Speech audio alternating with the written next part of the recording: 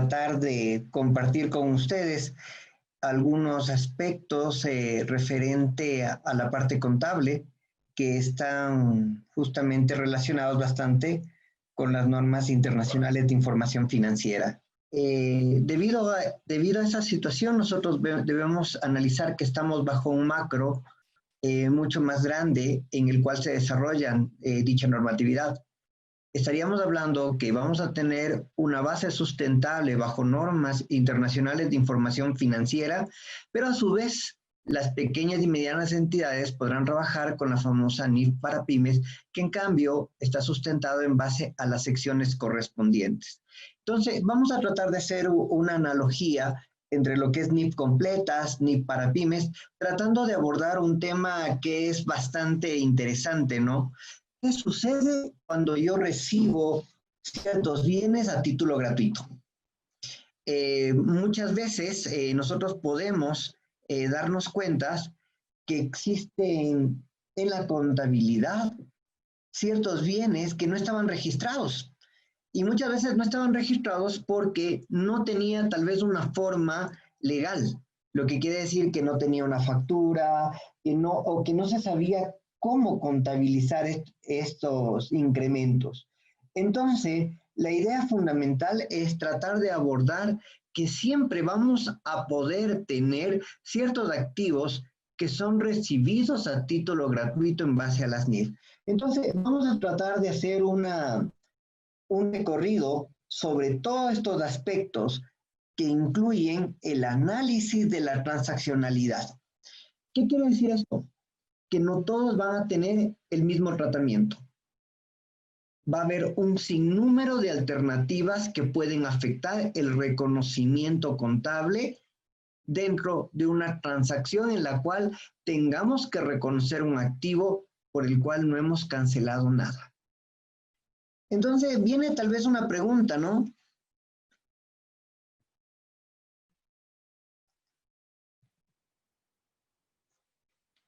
Que a veces una empresa recibe ciertos activos en forma gratuita, entonces surgen las preguntas, ¿realmente se reciben en forma gratuita o pueden existir condiciones de su entrega?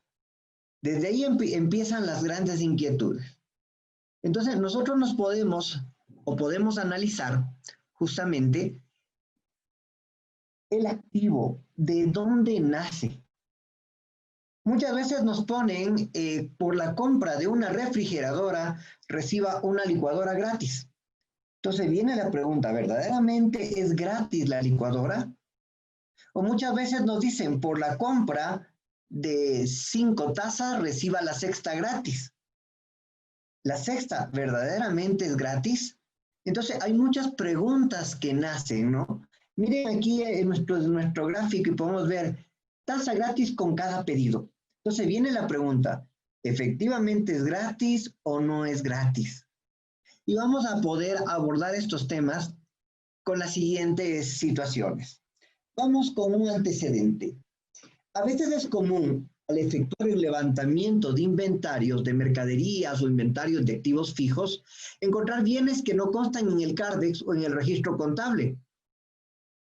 Y uno de los motivos puede ser que no fueron adquiridas, sino que formaron parte de promociones o llegaron conjuntamente en compras realizadas de activos fijos. Vamos a abordar esta situación bastante frecuente, excluyendo el tratamiento de inventarios que debe ser abordado por un incentivo a clientes, y vamos a centrarnos más bien en el grupo de propiedad, planta y equipo.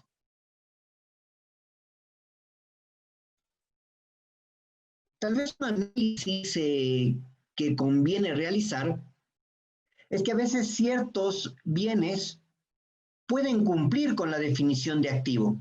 Por ejemplo, ciertas luminarias de la oficina puede nacer de un suceso pasado, que es la compra.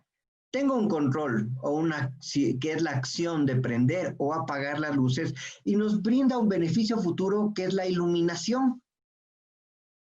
Y con esto nosotros podríamos definir que efectivamente estaríamos trabajando de un activo. Pero tal vez el considerar estos bienes dentro de los libros contables no altere la decisión de los administradores. Entonces debemos recalcar que este contexto no está relacionado con el valor de los bienes, que es una concepción antigua para determinar un bien como activo fijo. El mismo criterio de materialidad se aplicaría en una compañía multinacional que contrata planes de telefonía móvil para 100 empleados y recibe 100 teléfonos sin costos por parte del proveedor, dado que algunas compañías han experimentado dificultades a utilizar el concepto de materialidad. El Consejo de Normas Internacionales de Información Financiera realizó enmiendas de esta definición para facilitar la elaboración de juicios de materialidad, lo cual consiste básicamente en decidir qué información debe incluirse en los estados financieros. La nueva definición nace desde el enero del 2020 y está modificando la NIC 1. Entonces, bajo ese concepto, nosotros debemos entender que el término de materialidad va más allá de una aplicación de una regla. Las normas no están hechas para aplicar reglas, las normas están hechas para un análisis. Tal como habíamos mencionado, si yo tengo una lámpara, que tengo control, que me da un beneficio futuro, que seguramente va a durar más de un año. Actualmente hay muchas lámparas que tienen una gran cantidad de horas de vida, las lámparas LED. Entonces, podría ser una definición de activo, pero nos vamos a hacer un análisis de materialidad y de importancia relativa. Verdaderamente, tener un control en los estados financieros de las lámparas, de las luminarias que están en las oficinas, ¿me ayuda en una definición adecuada del estado financiero? ¿Influye en una toma de decisión? Seguramente no. Entonces nosotros debemos analizar verdaderamente primero si los bienes son realmente materiales para considerarlos dentro de la contabilidad. Entonces, el primer análisis que nosotros debemos configurar es cómo materialmente influye en una toma de decisiones. Bajo ello, podríamos pasar a los siguientes elementos de análisis. Y el siguiente elemento de análisis puede ser, ¿por qué recibo un activo gratis? Inicialmente hay que evaluar y responder las siguientes interrogantes. ¿Quién fue el proveedor del activo? ¿Y cuál es el fondo real de la transacción? Entonces, aquí nosotros deberíamos tener un nuevo análisis financiero en el cual vamos a poder definir verdaderamente el tipo de la transacción. ¿Quién es el proveedor del activo? Muchas veces sí hay productos gratis. A veces cuando salimos de un supermercado están personas realizando una degustación de café, una degustación de quesos, y generalmente te regalan una porción de queso, un vaso de café, y eso efectivamente es un activo gratis que estoy recibiendo. Pero también puede ser la otra situación, como vemos la gráfica, en la que dice el quinto café es gratis. Entonces ya hay una condición. No puedo acceder gratuitamente sin haber cumplido las condiciones previas de los 4 elementos. Por eso siempre la primera pregunta es, ¿quién es el proveedor del activo y cuál es el fondo real de la transacción? Seguramente en el café, el fondo real de la transacción es fidelizar al cliente. ¿Qué es lo que estamos buscando? Que el cliente regrese a consumir donde mí, para que cuando yo realice una venta constante, darle un aliciente. Entonces, en verdad, ¿hay un activo gratis? Tendríamos que analizarlo. Seguramente no es el activo gratis, sino es una distribución de un descuento proporcional de acumulación que se aplica en el quinto café. Pero aquí vamos a ir a un análisis más profundo. Va a haber muchas alternativas para un tratamiento contable, un sinnúmero de alternativas. Podrían ser, ¿qué pasa si el gobierno me da algo gratis? ¿Qué pasa si un proveedor me da algo gratis? Que es un poco común. Pero, ¿qué pasa también si un cliente me da algo gratis? ¿O qué sucede cuando los accionistas me dan algo gratis? O si terceros me dan algo gratis. O sea, tenemos prácticamente 5 elementos para poder delimitarlos. Estas son las realidades. Ahora, nosotros debemos situarnos en una realidad de América Latina que no es la misma realidad en el cual se emiten las normas. La realidad de América Latina es bastante diversa. En América Latina debemos entender que hay muchas empresas que son familiares. Y al ser familiares, tienen otro tipo de consideración totalmente distinto. Entonces, es muy importante primero tratar de situarnos en la situación para poder definirlos. Entonces, vamos a hacer un recorrido en cada uno de estos puntos y poder definir cómo afectan la parte contable y cuál sería el adecuado tratamiento. Yo me acuerdo que en los primeros pasos que tuve en NIF, cuando tenía reuniones con las direcciones de educación del IASBI, iba muy latinamente y yo quería una respuesta a una pregunta. Entonces yo quería que me diera una respuesta puntual. Y el primer inconveniente que yo me encontré es que nunca te daban una respuesta. Siempre te decían, puede ser esto, puede ser esto, puede ser esto o puede ser esto. Y es la realidad. No hay una sola respuesta para un tema. Depende de la concepción, el análisis contractual, el análisis del medio, el donante, el que contribuye para poder definir una política contable adecuada. Entonces, vamos a ver que justamente un mismo bien puede tomar diversas concepciones dependiendo de quién es el dador de dicho activo gratuito. Y vamos con el primero, ¿no?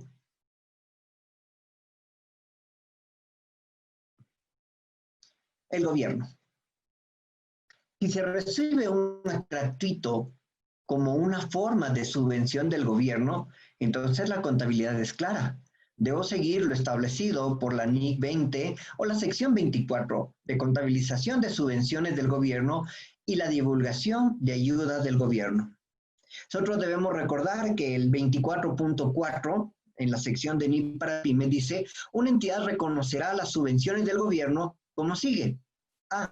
Una subvención que no imponga condiciones de rendimiento futuras, especificaciones sobre perceptores, se reconocerá como ingreso cuando los importes obtenidos por la subvención sean exigibles.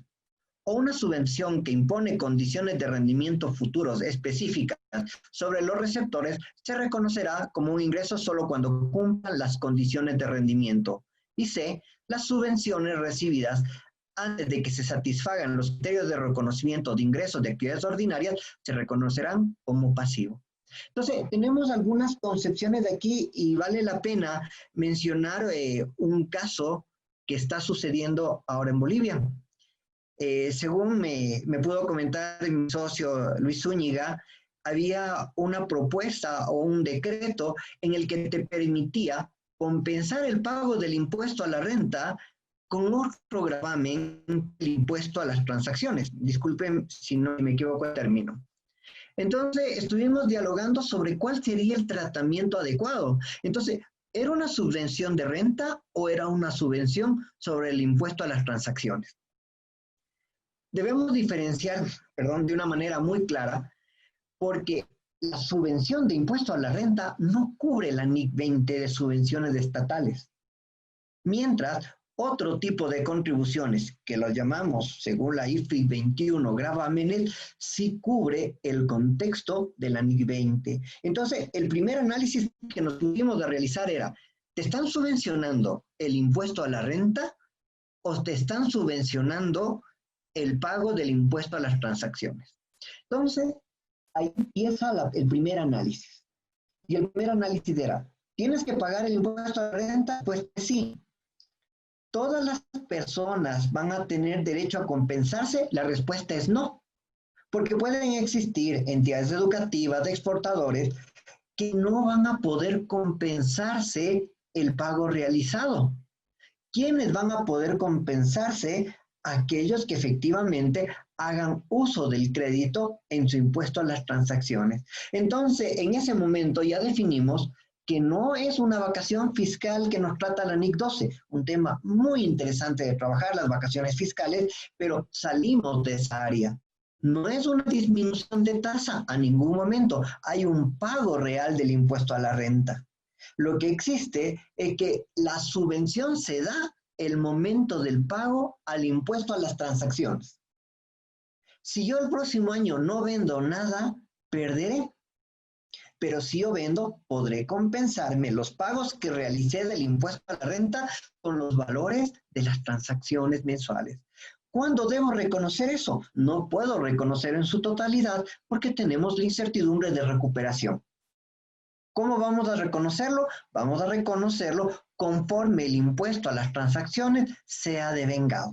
El momento en el que se genera un mes, el 31 de marzo, por poner un valor, bueno, hablemos ahorita del 30 de abril, yo puedo saber cuál es mi rubro que voy a poder compensarme y tal vez en ese momento que sea el rubro, puedo reconocer la subvención. Y de esa manera podré reconocer conforme se dé en el tiempo la posibilidad de poder que exista la compensación del impuesto a la renta pagada. Un tema bastante interesante que espero que también les sea útil para una decisión de reconocimiento.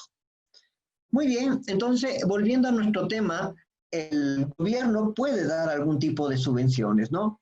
El párrafo 2 de la NIC 20, en definiciones enuncia que el gobierno no solo se refiere al Estado, también se consideran agencias gubernamentales, organismos similares, ya sean locales, regionales, nacionales o internacionales. Entonces debemos ver un contexto mucho más grande de lo que es gobierno. No estamos hablando de un gobierno nacional. Podemos definir la NIC 20 también a una donación de un organismo internacional que trabaje bajo la misma concepción de una subvención. Entonces, en esos momentos nosotros debemos tener muy en claro cuándo es una subvención. El gobierno te da un dinero o te da un bien y nosotros debemos ver el mecanismo de reconocimiento, dependiendo de las condiciones. Muchas veces te ponen condiciones o a veces no hay condiciones. Bien es cierto que no existe una norma especial para ONGs. Dentro de los US GAAP americanos las teníamos las anteriores 116, 117, con los tópicos 807 que ha cambiado, en los cuales nos daba y también una línea de lo que eran las donaciones sin contraprestaciones, con contraprestaciones o condicionadas. Después simplemente lo aclararon, con condiciones o sin condiciones. Entonces nosotros siempre debemos analizar verdaderamente en qué momento tenemos derecho a esta situación. Verdaderamente me dieron un tractor para poder utilizarlo dentro de las actividades agropecuarias de una cooperativa. Entonces, vamos a la pregunta, ¿verdaderamente hay alguna condición especial del tractor? ¿Te pusieron algún párrafo que te diga, te doy el tractor mientras lo utilices para actividades agropecuarias, pero si no lo utilizas te quito? Entonces viene la pregunta, ¿puedo reconocer todo como ingreso? Seguramente no. Lo más recomendable sería reconocer como pasivo y en el mismo momento que genero la depreciación, reconozco el ingreso relacionado a la subvención estatal. Pero bueno, es un tema bastante amplio para poder realizar los análisis de lo que tiene que ver la NIC 20 con subvenciones estatales. Pero también podemos tener el caso de los proveedores. Se pueden recibir activos gratuitos de los proveedores por varias razones y de varias maneras. A veces nacen como una parte de un contrato en la compra de otro bien. En este caso, se asigna la parte del precio de la forma total de los activos recibidos. También debemos considerar la sección 17 de propiedad, planta y equipo, que menciona que el costo es el precio de compras menos descuento y, entre comillas, lo que recibimos constituye una especie de descuento. Entonces, ¿qué es lo que nosotros podríamos ver? Imaginémonos que se celebra un contrato de compra para adquirir 3 computadoras por un valor de 3.000, es decir, 1.000 cada una. Pero al recibir dichos productos por una promoción del proveedor, se entrega también una impresora sin costo adicional. Y es justo lo que les acabo de mencionar. La impresora, ¿en qué se constituye? En un descuento. De esa manera, nosotros deberíamos evaluar cuánto verdaderamente cuesta la impresora y cuánto sería el descuento a cada uno de los componentes. Debemos considerar la NIC 16 de propiedad, planta y equipo, que menciona que el costo de compras menos del descuento y la impresora gratis se constituye una especie de descuento, como lo habíamos mencionado. Pero ¿cómo lo hacemos? La pregunta sería, ¿cuánto cuesta la impresora? Entonces alguien puede decirme, la impresora cuesta $600. Entonces yo diría, ¿y cuánto costaría cada computadora en su precio normal? Me dicen, sí, el precio normal sigue siendo 1000. Entonces empezamos, 1000 de una computadora, 1000 de la otra computadora, 1000 de la tercera computadora y más 600 de la impresora. ¿Yo cuánto debía haber pagado? 3600.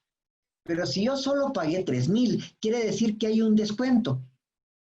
Vamos a ponerle que es del 20%, así, para no demorarnos mucho en compartir un análisis. Entonces yo diría que en realidad la computadora no me cuesta 1000, sino 800. Y así asignaría cada uno de los componentes para darle un valor a la impresora. Pero ojo, la impresora a veces, equivocadamente, ni siquiera aparece en la factura. Lo lógico debería ser que aparezca en la factura y aparezca como un descuento, pero en la práctica muchas veces no es así.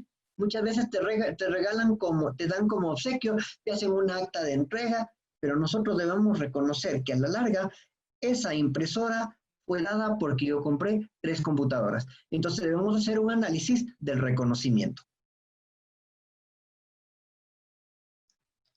¿Qué pasa con los clientes?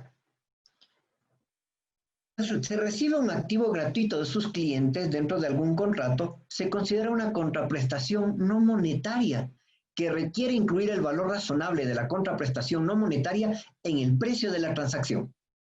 Entonces, aquí estamos nuevamente bajo algo un poco no común. Pero ¿por qué un cliente me va a dar mis bienes? No sería lógico. Si yo soy proveedor, claro, me da una impresora adicional, pero ¿un cliente me va a dar algo? La respuesta es sí. Hay casos en los cuales efectivamente se da esta situación. Vamos a poner el siguiente. Si es así, es posible que se deba aplicar a la NIF 15 ingresos procedentes de contratos con clientes y considerar lo que antes mencionaba la CENIF 18. Cuando se recibe un activo gratuito de su cliente, dentro de algún contrato se considera una contraprestación no monetaria, considerando el párrafo de la NIF 1566. Por ejemplo, existe un contrato para efectuar el levantamiento de activos fijos de una institución. Al realizar este proceso se requiere una impresora de etiquetas que posee el cliente. El precio de levantamiento de activos es de 2000 y al final de este nos podemos quedar con la impresora y el cliente, porque el cliente ya no lo va a necesitar. El valor razonable de la máquina es 500. ¿Qué es lo que sucede aquí? Yo compré la impresora porque dije, no, yo me voy a evitar el gasto de contratar a alguien para que haga el levantamiento.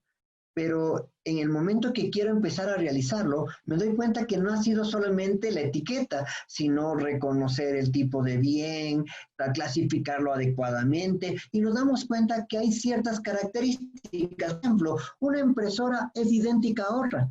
La única diferencia tal vez puede ser que tiene una conexión para poder conectar la red o poder conectarla a USB y la otra no lo dispone.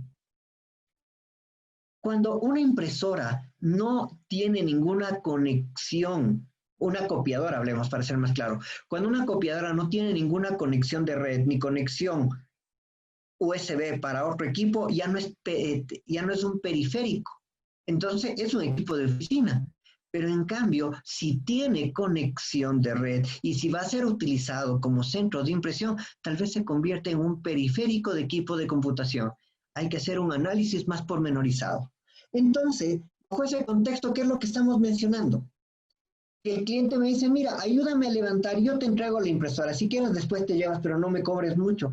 A la larga, yo estoy haciéndole un descuento o estoy recibiendo parte en efectivo y parte en bienes. Y eso es lo que deberemos reconocerlo. Yo voy a reconocer el ingreso no por 2000, sino por 2500.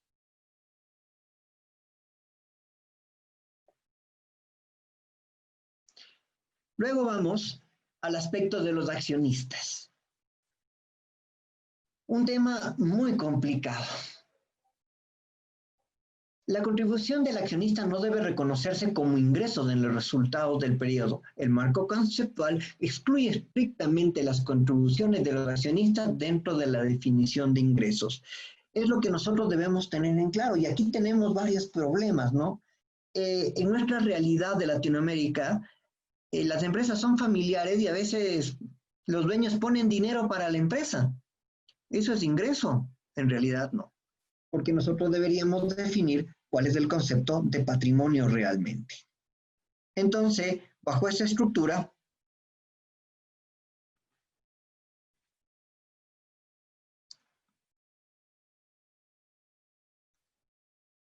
debemos tratar de interpretarlo. El accionista aumenta su inversión y la empresa muestra la recepción de un activo gratuito directamente en el patrimonio como una contribución de capital del accionista. No es un ingreso. Entonces, da un activo el accionista, no es un ingreso, no es, entre comillas, gratuito, sino debe haber una contraprestación de patrimonio del accionista. Pero también nos vamos a otro aspecto. Activos cedidos por tercero. Este es un hecho, no es muy común, pero suele suceder ocasionalmente. Recibir un activo gratuito de cualquier persona como regalo y sin condiciones no es común. Pero, por ejemplo, muchas entidades reciben maquinarias y equipos de fundaciones sin costo alguno. Entonces, una fundación me está contribuyendo máquinas de coser. ¿Cómo deberíamos reconocer esa situación? Verdaderamente no existe una norma o una sección que cubra realmente este aspecto. Entonces tendremos que establecer nuestra propia política.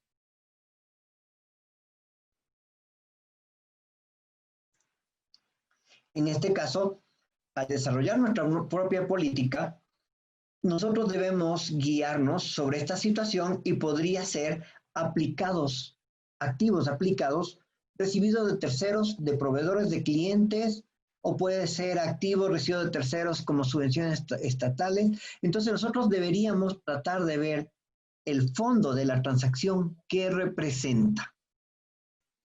Entonces, esto es un sinnúmero de alternativas que se puedan dar. Muchas veces podría ser considerado como una subvención del gobierno, si es un tercero, si una fundación te da para el desarrollo comunitario, podría ser la subvención de un gobierno.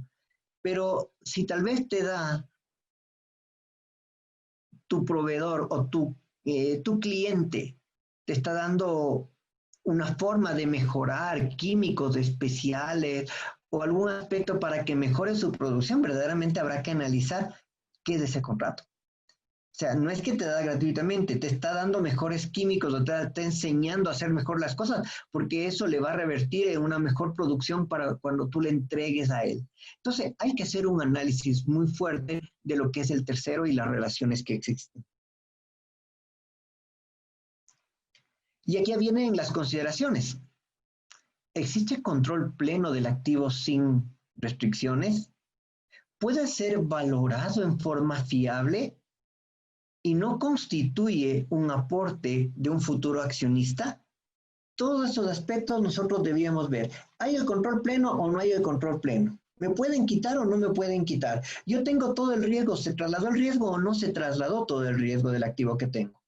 ¿Puede ser medido en forma fiable? ¿Existen formas de cuantificarlo de acuerdo a la NIP 13?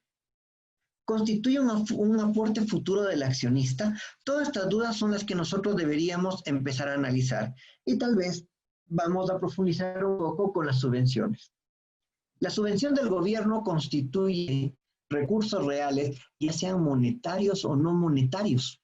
Entonces, aquí nos vamos por un aspecto. Una subvención del estatal es el monetario, pero también el hecho de que no paguemos el impuesto sobre las transacciones es omitir un desembolso y también sería una subvención del gobierno. Transferidos a una entidad por el gobierno, en la mayoría de los casos al cumplirse ciertas condiciones. Antes de analizar un poco más los detalles, debemos enfatizar que nunca debemos acreditar directamente al patrimonio ninguna subvención recibida. No existe ese concepto.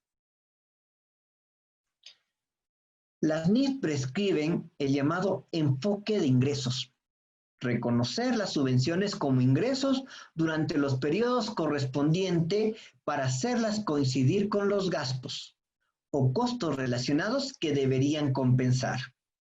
El tratamiento contable específico depende del propósito de la subvención recibida. Si una entidad recibe la subvención para la adquisición de algunos activos, hay dos opciones para presentar dicha subvención en los estados financieros. Presentarlo como ingreso diferido para reducir la subvención el importe de libros o reducir la subvención del importe de libros del activo adquirido. ¿Qué quiere decir esto? Vamos a analizarlo.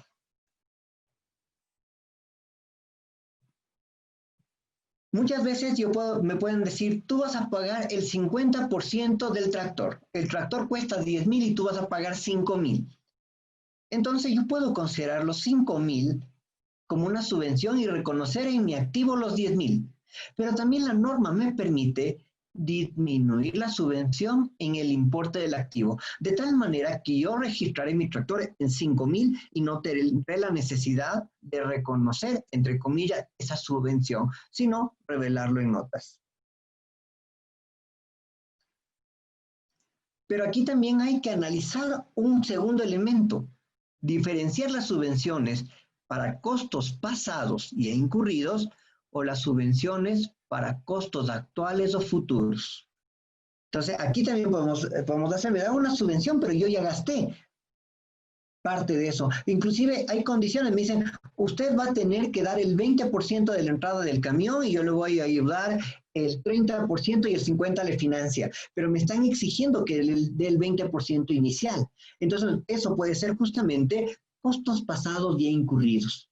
O puede ser otra en que me da un dinero y me dice, esto será utilizado para la compra o para la formación en costura de las personas de vulnerabilidad de tal zona. Siempre van a haber condiciones.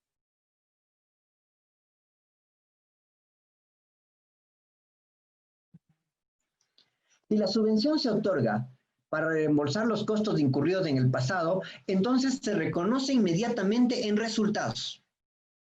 Si la subvención se otorga para reembolsar los costos incurridos o por incurrir en el momento presente o en el futuro, entonces la subvención se reconoce en resultados en los periodos en que se incurren los costos asociados.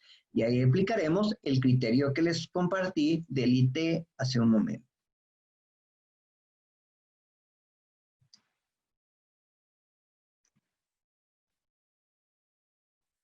En conclusiones, es un estándar bastante antiguo, se emitió en 1983 con la fecha de vigencia del 1 de enero del 84 y no han existido cambios significativos. El último fue en noviembre del 2013 relacionado con la NIC 9, NIC 7 y la NIC 39 dentro de las subvenciones.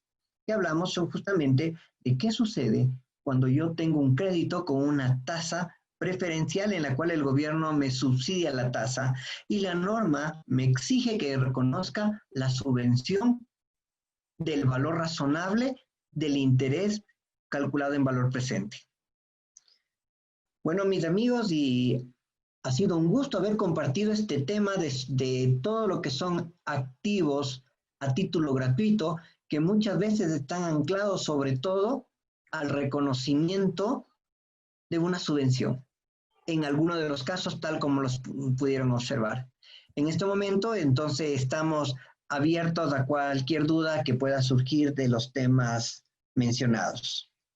A todos los participantes que van a realizar su consulta, por favor, deben levantar la mano en este momento. Vamos a habilitar el micrófono.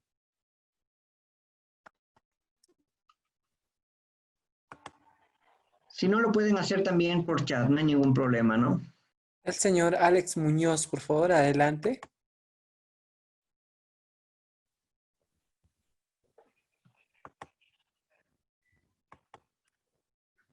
Entre tanto, se habilita su micrófono, por favor. Si algún participante más en este momento, levanta la mano y vamos a habilitar el micrófono. Muy bien, señor Alex, adelante, por favor.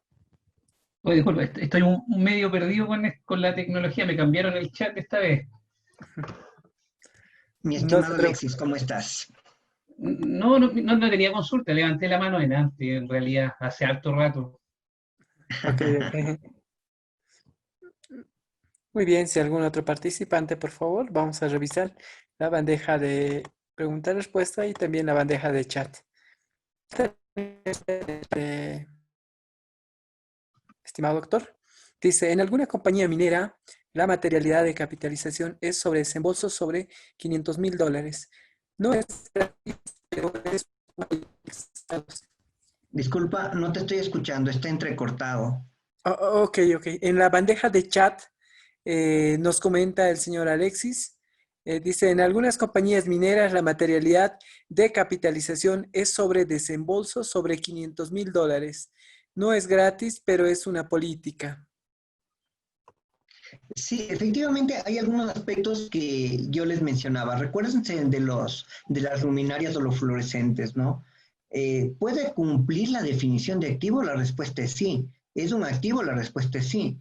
Pero nosotros, al hacer el análisis del costo-esfuerzo desproporcionado, podríamos determinar si esa información es o no es relevante dentro de mi entidad.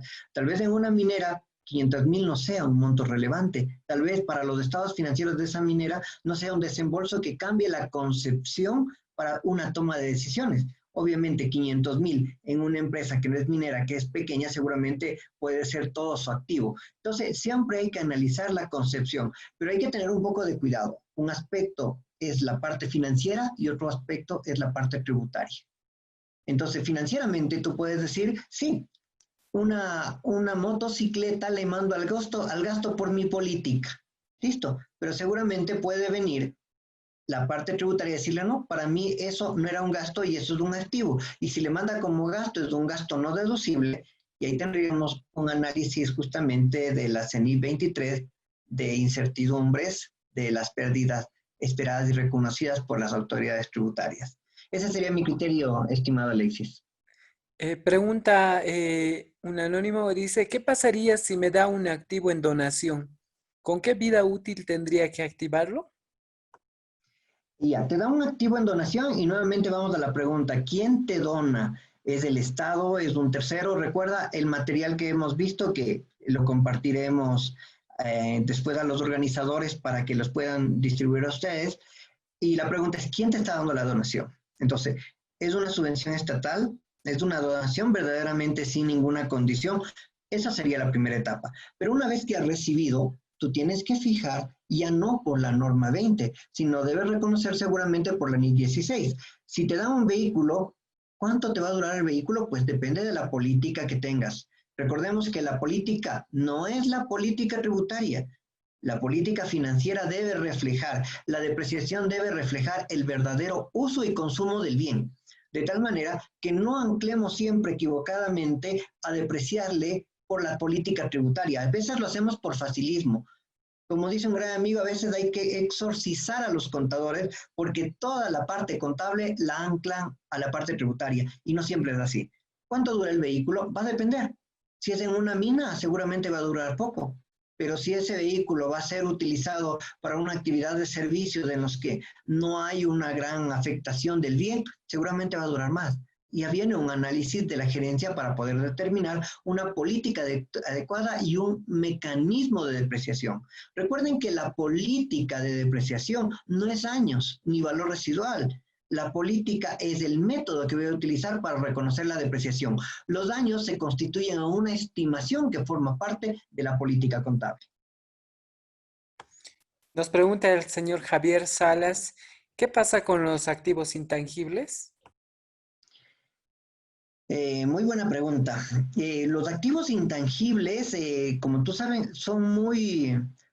La norma es bastante restrictiva en un reconocimiento de un intangible, ¿no? Entonces viene la pregunta, ¿verdaderamente te va a dar algún beneficio futuro ese intangible? ¿Cuál es el valor? ¿Podríamos confiablemente ser medidos? Acuérdate que uno de los aspectos que veíamos en el material, en la parte de consideraciones, vamos a recordarlo, era la valoración fiable.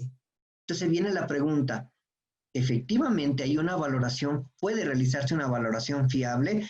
Si es así, pues deberá realizarse como un activo intangible y dependiendo del dador de ese intangible, podría ser el gobierno. El gobierno te puede dar una concesión y la concesión se convierte en un activo intangible y si no te cobran nada por la concesión, puede ser una subvención. Tendríamos que analizar siempre quién es el que te está dando la donación y qué es lo que estoy recibiendo.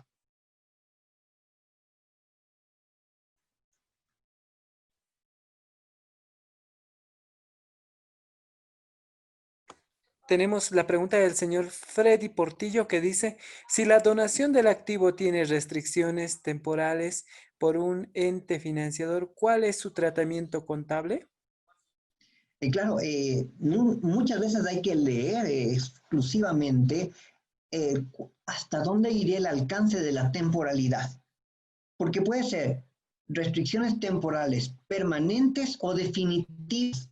Por ejemplo, pueden decirte, usted va a poder utilizar este camión siempre y cuando durante los 5 próximos años lo utilice en esta zona. Estamos con una restricción temporal. Pero otros pueden decirte, siempre va a haber la restricción, porque si algún momento ese camión sale de esta zona para otro lugar, te quito el camión. ¿Cuál sería mi recomendación? Reconocer el ingreso de la subvención armónicamente con el costo de la depreciación del camión que estamos recibiendo para que se vea reflejada el ingreso y el gasto y sean compensables entre sí. Este sería mi criterio, estimado Freddy. Muy bien, estimado doctor. Ya no tenemos más consultas. Entonces, vamos a ir, concluyendo el evento. Si algunas palabras, por favor. Bueno, un agradecimiento al colegio, muy buena iniciativa, tratar de aglomerar a todos los profesionales de la contabilidad, compartir los conocimientos. Creo que efectivamente nos esperan nuevos derroteros. No hay que dejar que la crisis o la, entre comillas, la crisis nos atemorice en sí. Nosotros debemos estar preparados para una reactivación real. Lo que estamos viviendo es una temporalmente no estamos haciendo uso del capital del trabajo. No se han dañado las fábricas, no se ha dañado la maquinaria, no han muerto las personas. Temporalmente no estamos haciendo uso de ellas. Cuando volvamos a una actividad medida adecuadamente, porque también hay que saber el momento en el que debemos medir, lo que debemos hacer es propulsar la economía. Esperemos que los gobiernos sepan impulsar el financiamiento que va a ser clave para poder reactivar todas las economías de nuestros países. Pero, de igual manera, nuestra responsabilidad va a estar anclada sobre todo preparar a las empresas a poder enfrentar un financiamiento de una manera adecuada. Porque si te doy un crédito, me vas a ayudar, pero si tú no sabes gestionar el crédito, te vas a endeudar y no vas a generar recursos para pagar las cuotas, lo que voy a hacer es profundizar crisis. Entonces nosotros debemos, como contadores, saber guiar adecuadamente en esta nueva etapa que nos presenta la vida, en el momento de asesorar adecuadamente a cada una de nuestros clientes para que esta oportunidad sea una oportunidad de crecimiento. Justamente una invitación cordial para que todos se queden en casa. Como ustedes saben, yo soy de Ecuador. En Ecuador tuvimos en una ciudad llamada Guayaquil una afectación totalmente compleja de la reproducción del COVID, debido justamente a una falta de responsabilidad de las personas en no manejar un distanciamiento social. Creo que es muy importante reconocer que el virus es muy contagioso y que nosotros debemos tratar de no colapsar los sistemas de salud. Por ende, la iniciativa del colegio es muy válida para tratar de con todos ustedes conocimiento y tratar de motivar que esos momentos en casa verdaderamente sean de un momento de aprendizaje entre todos nosotros. Un agradecimiento cordial y un abrazo a la distancia. Doctor, perdón, doctor, mientras le dábamos la palabra, nos llovieron con preguntas. Por favor, podemos atender al señor Mayber Illanes. Adelante, por favor, señor Mayber.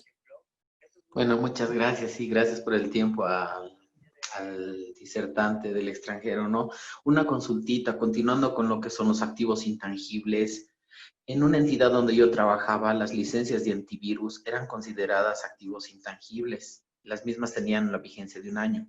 Entonces, ¿qué ocasionaba esto? Que cada fin de año había que dar de baja física y contablemente, bueno, no física, no contablemente, y a la renovación de las licencias otra vez activarlas al año siguiente. ¿Este procedimiento es correcto o hay alguna otra salida, por favor? Y muchas gracias. Bueno, la verdad, no, como te decía, no puede haber una respuesta puntual a las preguntas porque habría que analizar todo el esquema contractual. Habría que analizar el contrato verdaderamente, me imagino que tal vez es una concepción que se renueva anualmente, entonces habría que analizar si el contrato te dice que cada año es una renovación, pero que aparentemente si cumples todos los tratamientos ambientales, por poner un caso, vas a seguir renovándote, entonces habría que hacer un tratamiento. Pero si te pone muchas condiciones en las cuales el Estado te dice, no, al final del año yo determino si te doy o no te doy, tendríamos que justamente, bueno, no dar de baja, ¿no? Sino analizar la política de reconocimiento.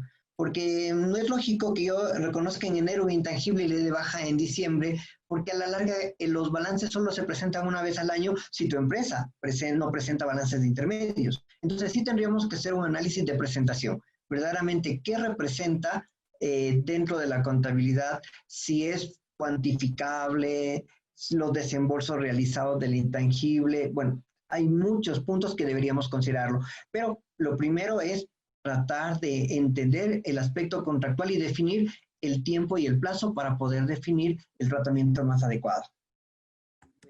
Doctor, dice acá, las líneas telefónicas se consideran un activo fijo y en caso de transferencia a título gratuito, ¿cómo se registran? Bueno, eso ya era, bueno, yo le veo bastante antiguo ya, las líneas telefónicas cada vez están desapareciendo del contexto, ¿no? Las líneas fijas, en las que tenemos que encontrar la figura jurídica y la figura real de la transacción. Muchas veces no se vendían porque había prohibición y decían, tú no puedes vender la línea, lo que puedes hacer es transferirla, pero en realidad tú la vendías. La esencia de la transacción fue una venta real. Entonces, olvídate del aspecto jurídico y trata de analizar el verdadero contexto, de esencia sobre la forma. Si tú estás pagando por un valor y sabes que esa línea te generará beneficios futuros y demás, deberá ser reconocida como un activo intangible. Pero ojo, verdaderamente te transfirieron el activo, depende de la jurisdicción. Algunas jurisdicciones la línea telefónica no es de la persona, sino es de la empresa de telecomunicaciones que cede y ellos en cualquier momento pueden quitarte. Entonces, si te pueden quitarte en cualquier momento, ¿verdaderamente fue la compra de un activo intangible? Entonces, hay muchos análisis, mis amigos. La verdad, en los aspectos de intangibilidad habrá que remitirnos mucho al contenido contractual para poder definir cuál sería la mejor alternativa. El señor Humberto Zurita nos dice cómo se considera los activos fijos usados entregados en... La misma concepción, mi estimado Humberto. Primero, ¿quién te está dando el activo? Y volvemos al análisis de quién te da el activo. Una vez que hemos definido quién te da el activo, nosotros debemos reconocer y valorar el activo en virtud del valor razonable, en base a la NIF 13 que establece el mercado activo o cualquiera de las tres jerarquías que te permitiría dar un valor adecuado. Salvo que sea un bien que no exista un mercado razonable, tendríamos que entrar a las otras jerarquías y poder determinar la jerarquía 2 o la jerarquía 3 de la NIF 13 para determinar su valor y de esa manera hacer los reconocimientos, tanto del activo como la subvención en caso de que sea una subvención estatal o un patrimonio en caso de que sean los accionistas o un componente de un contrato si fuera de un cliente o un proveedor. Eso sería, mi estimado Humberto. Muchas gracias, doctor Alexei Estrella Morales, desde Ecuador, con su tema ¿Cómo reconocer activos recibidos a título gratuito gracias a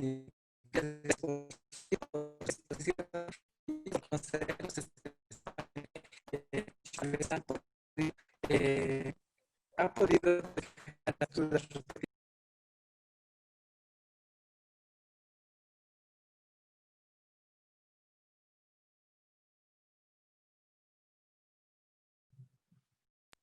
Mi disculpa, se cortó mi micrófono. Asimismo, vamos a concluir el evento programado para el día de hoy, agradeciendo de antemano, doctor Alexei Esprella, y invitándolo, ¿no?, para una posterior convocatoria también conjuntamente con muchos profesionales, tal vez de diferentes países como lo estamos haciendo ahora. Y una vez más, agradeciendo el tiempo que nos dedica. Un abrazo Ok. desde acá, Bolivia, desde el Colegio de Auditores y o Contadores Públicos de La Paz, y que se encuentre muy bien en Ecuador, por favor. Listo, un fraterno saludo y hasta una nueva oportunidad.